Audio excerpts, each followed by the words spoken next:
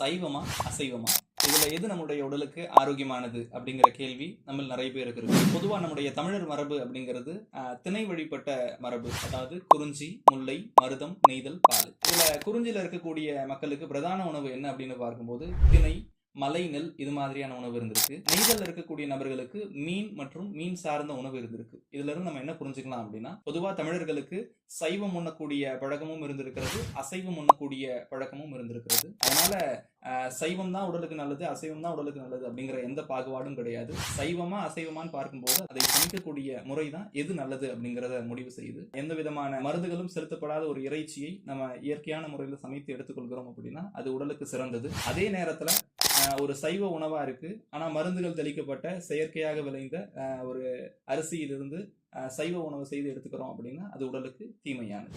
ஆக சமைக்கக்கூடிய முறைதான் எது சிறந்தது அப்படிங்கிறத முடிவு செய்யுது.